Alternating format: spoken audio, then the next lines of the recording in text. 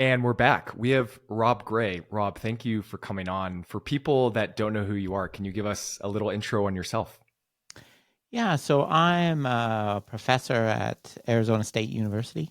I've been about 20 years now, I guess, on and off. Kind of had a short European tour in the middle. I've been studying skill acquisition and vision and motor control as a researcher and teaching things related to that for many, many years. I'm from Canada originally, and over the last, five bit more years, I've been doing a lot of working with a lot of sports teams and baseball and other Olympic sports, basketball, and trying to apply some of my research. Yeah, and I brought you on because I want to talk about your new book, but a lot of the concepts within this book go to some of your prior books and just your research in general. But the new book you published is called, or you put out, is Learning to be an Ecological Coach, Developing Attuned and Adaptable Coaching Skills. Can Mhm. you give just an overview of what your goal was for this book and then maybe how it differs from some of your other previous books? Yeah, so in my first couple of books, I was really talking about this new, kind of newish, it's not completely new, a view of skill acquisition that we've kind of come to, where we've kind of moved away from the traditional ideas of the coach telling you how to do something. This is how you serve a volleyball. And you get better by repeating that over and over and over again until it becomes automatic. Then you can just pull it out. Um, to a more model where we emphasize self-organization, so the athlete finding the best movements for that fits with them, the coach being more of a guiding them and through the design of practice and manipulation of practice. My first two books, I was kind of explaining that, which is often called the ecological dynamics or constraints-led approach sometimes. So I was explaining how that kind of theory. So the first two books were focused on how athletes become skillful, how we learn, and then this most recent book I've looked at how I think we can learn to coach best to support that through kind of experiences I had in developing coaches and coaching myself. Yeah, so let's start broad. What actually is an ecological coach, or what does that mean to you? So, an ecological coach, I think, is one that coaches in a manner that is consistent with these ideas, these principles of ecological dynamics. They are athlete centered. They're not prescribing to the athlete, telling them what to do. This is the way you do it. They're supporting the athlete in kind of finding an effective solution for themselves. They're developing athletes that are very adaptable to be able to adjust and react and come up with effective ways to move in a variety of different situations. So that's kind of what it means to me. And I think I kind of emphasize in this book, this isn't like a completely new idea. There's lots of coaches that have been doing a lot of these things for a long time. They didn't really call it that. Some of the same terminology and have this kind of theoretical framework to hang it on that we have now. And a big underlying, I guess, guide in this ecological coach is the constraints led approach, correct? Yes. So within the book, you talk about some of these big basic guidelines or principles within the constraints led approach. So I want to dive into some of those.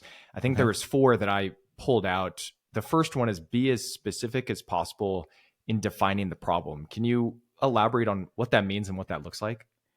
Yeah. So the basic logic of the constraint set approach is um, you start with something that you don't like about the way your athlete's moving. Either it's not the most efficient way, it's not leading to good outcomes, or you think it could cause injury in the long run. And the idea of the constraint set approach is I'm going to add something to the practice environment, and that's going to take away that that movement solution they're doing now, that technique they're using now, or at least make it so it doesn't work very well anymore for this new task I created. And I'm going to encourage them to find something else, to explore other ways to do it. That's the idea.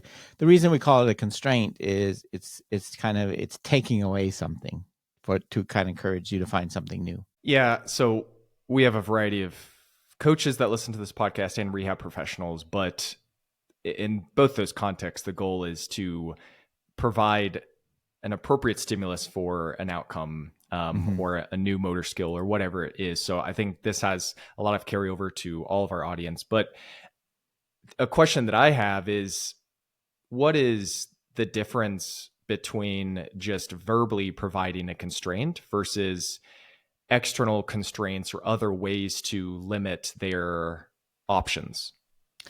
Yeah, verbal constraint is definitely a type of constraint used. Like, so a lot of times as a coach, you can make rules. You're not allowed to pass until you get over half, or you have to pass 3 times before you shoot. Though that's kind of a verbal constraint. Versus a physical constraint, you put a big object in the way, or you give them a bouncier ball or a shorter stick or whatever. So they're both that can be effective. I find anywhere possible, I like to try to use a physical constraint, because when I tell you as a coach, you can't pass till I make a rule for you, or you're not allowed to have your knee go past your toes in rehab. What motivation do you have to do that? You have the only motivation you have is you're kind of satisfying the coach, versus when I actually give you a physical. So here's the example I give in the book.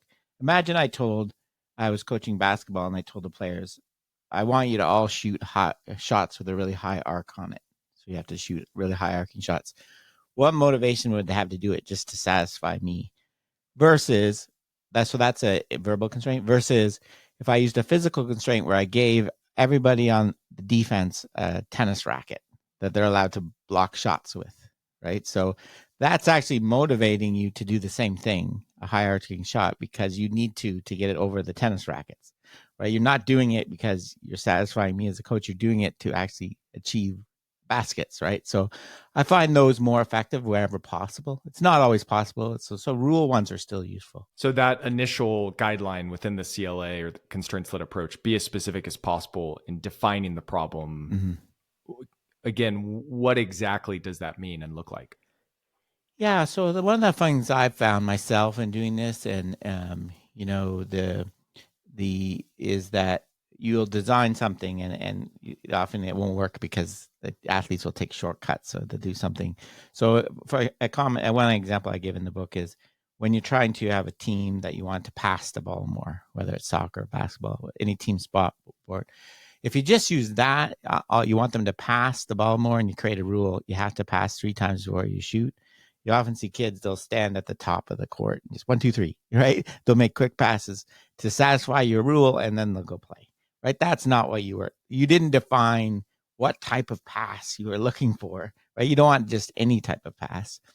You want them to make cross court passes or passes that reverse the flow, or so you have to. I'm trying to encourage people to be a bit more specific when they say, "I want my team to pass more."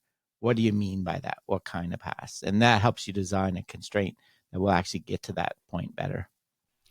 Yeah, I think maybe an example from a rehab perspective is if we want someone postoperatively to initiate a squatting pattern, but a squat can look very different, and that position can load different structures. And if we're aiming to target some of those tissues that have been injured or that are going through the rehab process, we may want to constrain this squat to have it be more of this specific outcome that we're looking for, as opposed to it's too broad of a statement of just squat. Is that fair to say?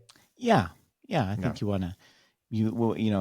then you can come out with something more specific in terms of what you're trying to encourage. Yeah, for sure. That second guideline that you mentioned was where possible, use a physical constraint over a rule based one, which we just kind of touched on already. The third one, use constraints that are relevant to your athlete's current performance. What does that mean and look like?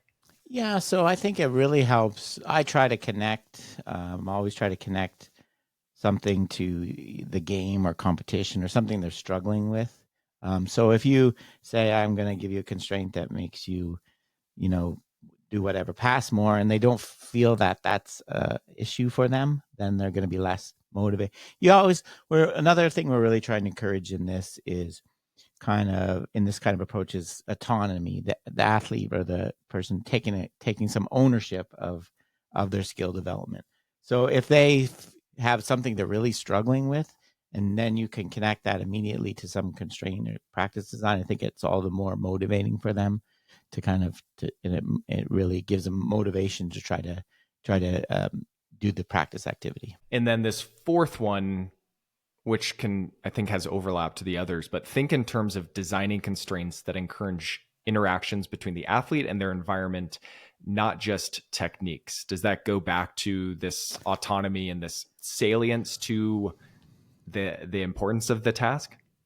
Yeah, a little bit. So what I'm trying to talk about there is, right, we always want to think about, we're trying to encourage the relationship between an athlete and their environment rather than, so when I say we're going to practice forehands, that's just practicing a technique, right? We're not talking about, I'm going to practice shots that make a person move around the court, your opponent move around the court. That's actually talking about the relationship between you and your opponent and what you need to do to score and win, right? I'm going to talk, I want you to practice serves versus I want you to practice serves that make your opponent go deep in the service box, something like that. So any way you can define it where you're bringing in the competition or the environment, I think makes it more effective. And then this idea of adding constraints, the main reason to add a constraint is to, I guess, funnel their options to a pattern or a movement that you think is the most beneficial or Mm-hmm. a more beneficial option than what they're currently, what strategy they're utilizing. You mentioned in the book this 70% rule, when I think that was towards like maintaining an optimal level of challenge when adding a Mm-hmm. constraint. Can you discuss this 70% rule? Yeah, so this comes from somewhere this idea of the what's called the challenge point hypothesis. The idea that in order for to make gains, you don't. Well, the first main point is the idea, the famous saying, "Perfect practice makes perfect." We don't want that, right? If you're doing everything perfectly in practice, you're not learning anything. You're just performing. That's what we want you to do in the game, but we don't want you to do that in practice. Practice, we want to challenge you, encourage you to try different things. And so we don't want you to have 100% success rate. So if failure is important for improving, and that's kind of the first point. And then at the other end, we don't want to crush you, right, and have you succeed only 20% of the time. That's going to make you feel like you don't have a level of competence. Your motivation, your confidence is going to go down, and you're going to kind of give up and put your head down. And so we want 70 seems to be a good sweet spot of enough failure to promote you to try different things, explore, but enough success to keep you motivated and confident. And one of the questions you posed in the book was, when should I completely abandon a constraint? What are Mm-hmm. examples of times when you implement it and you need to change it or feel like it's necessary to remove that constraint or add in others? Yeah, so the one example of the passing rule I gave, when people shortcut, what the athletes do in response to your constraint is nowhere near what you want them to do, then I think it's time you try something else or add something else. When they're not, they're doing some sort of shortcut. That's the biggest one I see, when they're not. If you're trying to add a constraint to get them to make quicker decisions, and they're slowing down, like, so it's not, they're not doing what you expect. That's kind of the biggest reason. Yeah. You go into these three different types of practices or types of Mm-hmm. practice to build confidence, practice to perform, and then practice to learn. Can we look and dive into all three of those? That first one, Sure. practice to build confidence, what does that mean?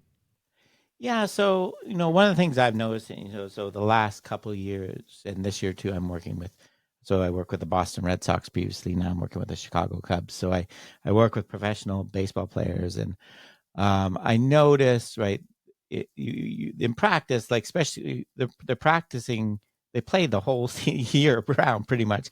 So they're practicing are occurring on the game day, and a lot of times you see, you know, for example, baseball batters want to hit that pitch right down the middle. That's, have thrown by a 65-year-old coach who can throw 80 miles an hour.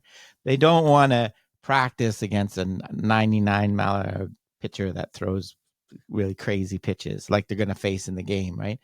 Because they want to build confidence. They want to feel good going into practice. And what I try to do is not deny that, right? That's valuable, that feeling, building yourself up by using a relatively low level of difficulty and variability.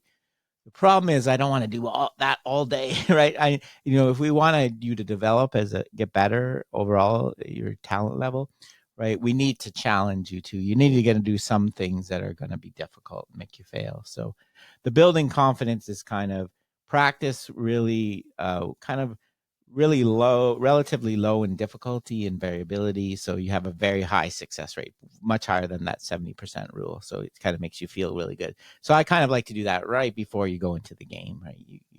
You're feeling good about yourself and you're ready to go in. That second one, practice to perform. What's the difference there? So practice to perform. This is another thing I kind of so practice to perform is working on trying to best prepare yourself for the specific game you're going to play, the specific opponent situation, right? So in most sports, they'll have what they call advanced meetings with the athletes, where they tell you all the information they have about the other team, or the pitcher throws this, and this. They play this type of defense. They run this type of offense. They'll show you the video, right?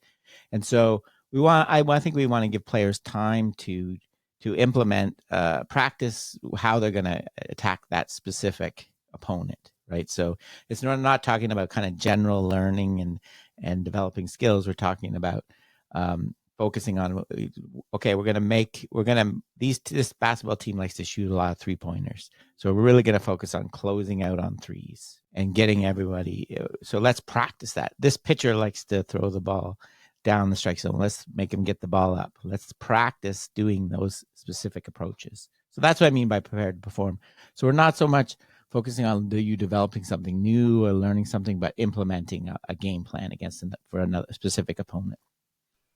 And then that developing something new would be this third type of practice to learn. And yes. So in that situation, we're really trying to develop kind of your basic skills and things. And so we might, the practice to perform is going to be fairly specific to the competition, right? We're going to have you hit against a machine set to throw like your opponent, or practice against a defense like the football team's going to run, versus this training to learn and develop skill. We don't really care so much about specificity as much, right? So one of the things, for example, almost all major league teams now do is they have baseball batters swing with a heavier than normal baseball bat and a lighter than normal baseball bat and a regular, and they're weighted at the handle versus the end. So none of these things you're going to use in the game, right, at all. You're going to swing with it. Or even a pitcher will throw a heavier than normal ball. But you're never going to do that in the game. It's to develop the skill. So it's fairly high challenge level. So you're failing more, not so much worried about the opponent you're going to face and things like that. Yeah, to that point, for baseball, where there is this variability of the ball weight or the bat weight or the distribution of it, the skill acquisition component, that is helpful to have that varied load and distribution, and it's not detrimental to learning and then reorienting back to their typical bat weight or ball weight.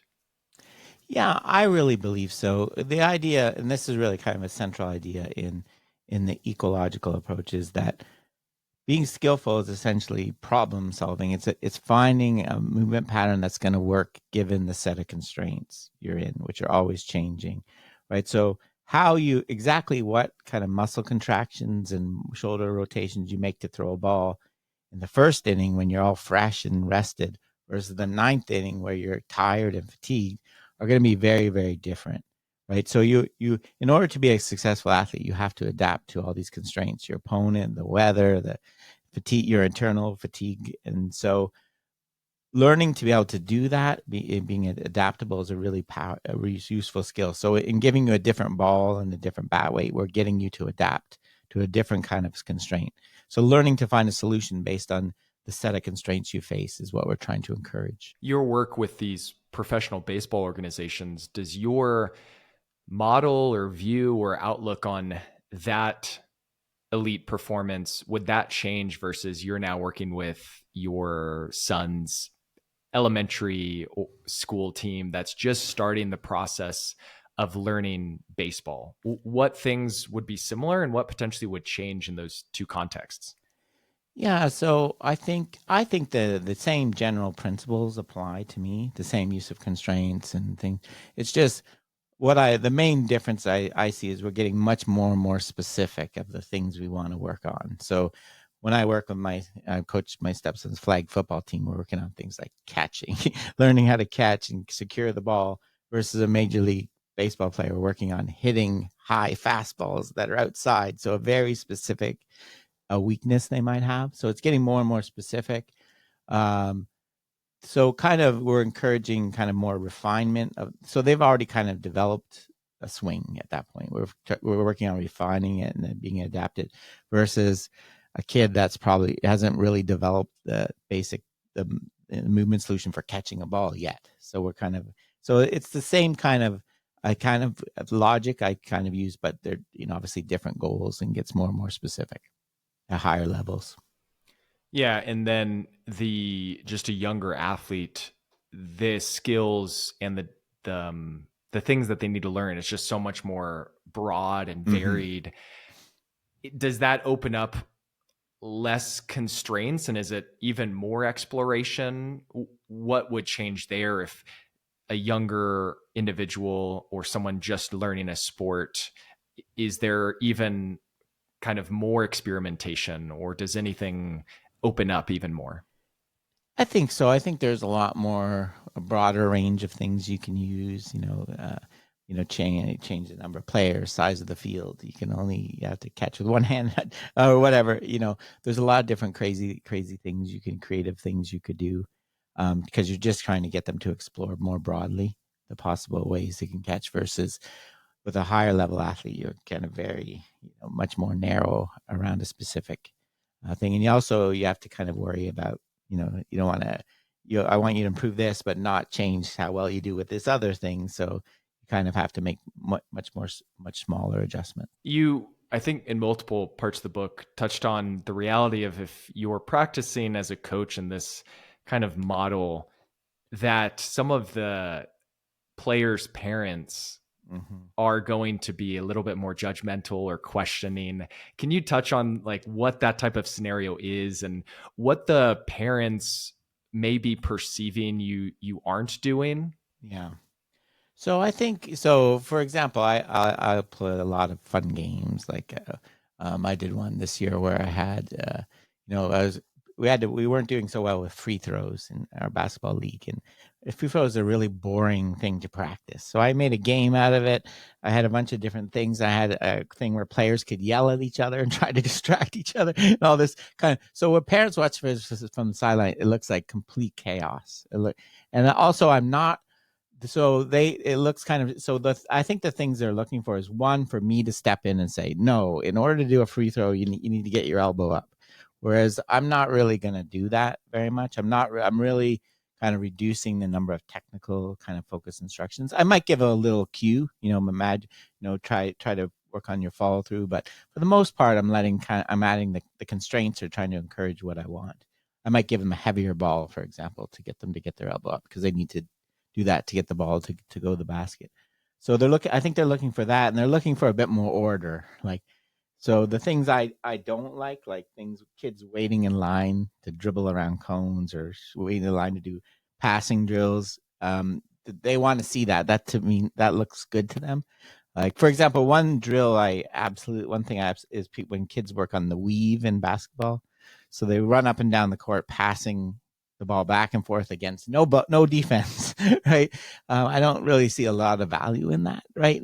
You pass and dribble for a purpose, right? To get around someone, to get open, to when there's no one to do that to. I think it's just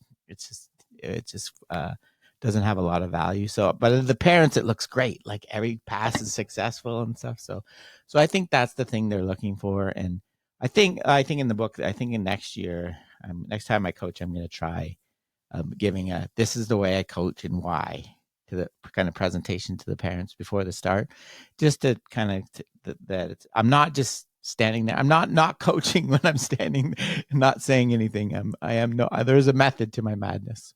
Yeah. Yeah, to the either like the strength coaching or the rehabilitation side, Mhm. where I think the really good coaches, they're just they're not talking that much, and they're observing and Yeah. they're quiet and they're Mm-hmm. providing very directed attentional cues or verbal Mm-hmm. things when necessary, but a lot of times it's just adjusting the environment, like you said. But I've had patients or athletes where they're so used to that Mm-hmm. constant feedback that they almost question, am I doing this right? Or they'll Mm-hmm. continue to ask, is there anything I need to change? And I have to kind of say, if I'm not saying anything, that's a good sign, or I'll let you know if there's something I want to adjust. But that's come across multiple times where if you're maybe a more quiet or observant practitioner or coach, the athlete or the patient may perceive that as either you're not paying attention or you're Mm-hmm. doing something wrong. So it is kind of hard, even in that setting, to set appropriate expectations, Yeah. because they may be used to the complete opposite, where every single repetition or every set, there's this either Yeah. reinforcement or Yeah. adjusting of positions or patterns too much. So yeah, I can totally resonate with that. Yeah, so I already this in my work I already give a presentation to players, kind of setting the stage for what to expect, and that's one of the things I address. We're not going to give you much, even though you still get players, asking, "Can you just tell me?" Like I'll give a player a constraint of, "I want you to hit the ball in the air on the left side of the field or something like that," and they're like, "Just tell me what I have to do," and I always try to give a question back. What do you think you have to do? Like, I don't honestly, I don't know exactly what you have to do. Let's find out together is kind of the approach I use. But yeah, it's very, one of the points I try to make in my first book is this very, very entrenched view of how we get skillful. That idea of repetition and coach knows all the answers are very, very entrenched ideas. So much so they're not really challenged anymore. So it is a very different, um, the the one the one thing I always say with people one is I rarely get complaints from the athletes, so that always makes me feel good. The kids are always love it. And the free throw game I did, all the kids loved it, even though the parents made comments. Um, and also I always say when you put in these kind of constraint based activities and things, you can hear the difference in the room. There's more life in the practice. There's more than just a stale dribble around cones or do run here, run there. There's just things come alive more. So that makes me kind of willing to deal with the kind of comments from other people. Yeah. Yeah. So is there any time you would play devil's advocate, or you do think it's appropriate to have more of these sterile or monotonous drills? Like I was, let's say, for example, like I was a lacrosse player, and it's so common for lacrosse players to like go and hit the wall, and just practice Mm-hmm. hitting against a wall with the ball hundreds, thousands of times. Are there times in sports where that monotony of doing same or similar repetitions is valuable, or is it always now going to be a priority to orient to other beneficial activities? The only time, I kind of resign myself to that, which I'd still kind of like to see change it a little bit, is what the kind of practicing by yourself and the need, like when I did a lot of stuff with people during COVID and stuff where you can't meet with a team and that's all you have is practicing by yourself. I like to see you add some variability and things like that. But for me, like it seems like such a waste to have a whole team standing around you that you could be passing a ball to and you're passing it off a wall. Like it just that you spent all week waiting to practice, come to lacrosse practice, and you're practicing by yourself, which you could have done all the whole. So I think that's just a not. I don't think. Well, I don't think it has a huge benefit, but more, it's just not efficient use of the time you have available, I think. Yeah, totally.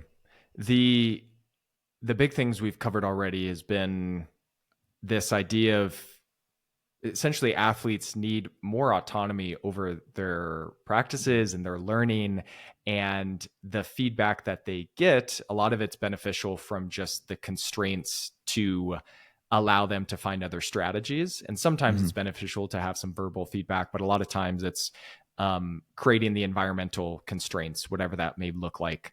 And within that, also knowing what the goal of each drill or each practice is. Like you said, sometimes it makes sense to just build confidence right before game. Sometimes it's performing for the specific attributes or skills of the team you're about to face, and then it's actually kind of the learning and skill acquisition component, and then it needs to be this appropriate balance of intense or challenging enough to stimulate a learning or change process, but and have potentially rounds of failure or drills that experience some failure, but not too intense to where it's failure all the time.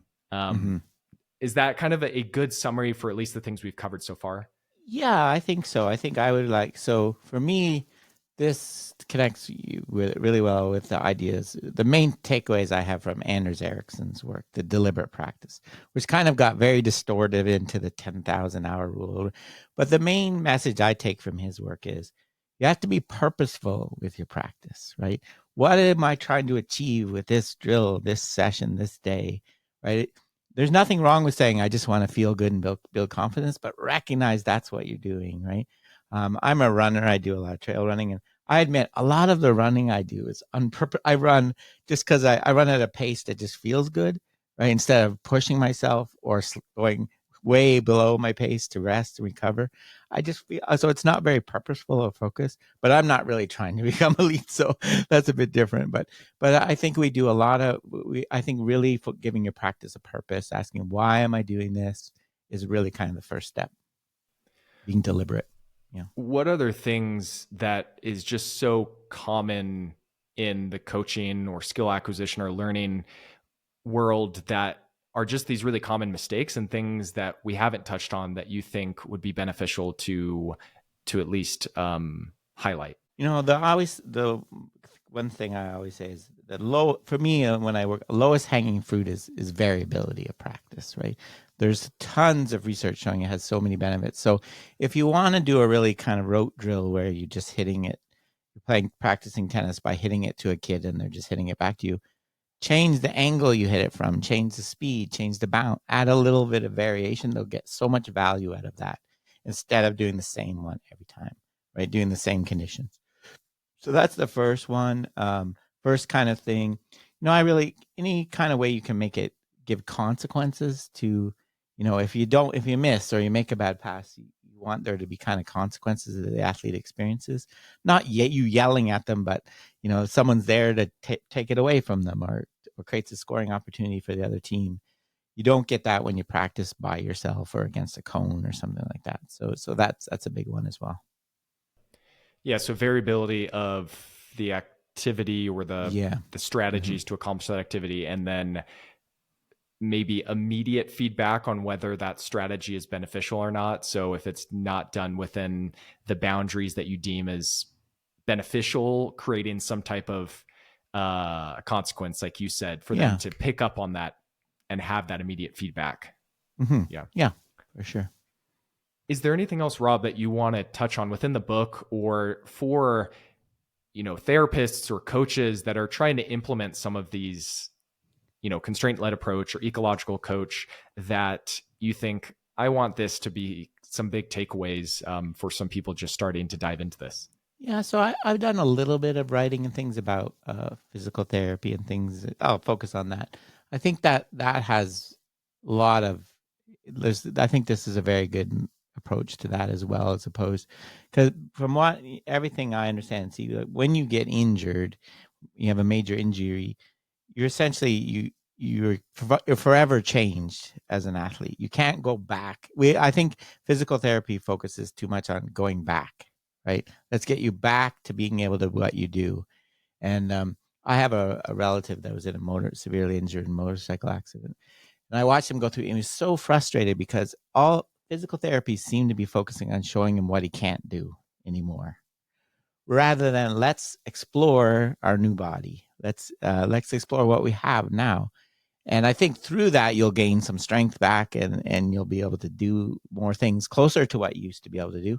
But you're fundamentally changed in both, we know from the mechanism, the brain structures, but also, the kind of how you focus, your kind of fear of your injury and things like that. So I think this idea of exploring and allowing the athlete to find the movement size applies just as well to that approach too. I'm hope one day I have on my radar to write a book about injury and this approach to injury. There's a lot of interesting ideas about this as well. Why people get injured and how to best recover. Anything else, Rob, before we wrap it up? I don't think so. I think great questions. I think you hit on the main points I was trying to get across. So I think it was great. Thank you so much, Rob. Yeah, I appreciate it. Yeah, and perceptionaction.com is my all-in-one website that has everything there. So if you want to check that out, you can the podcast and books and all the other stuff I do. So perfect. We'll link it there. Thanks again. Great.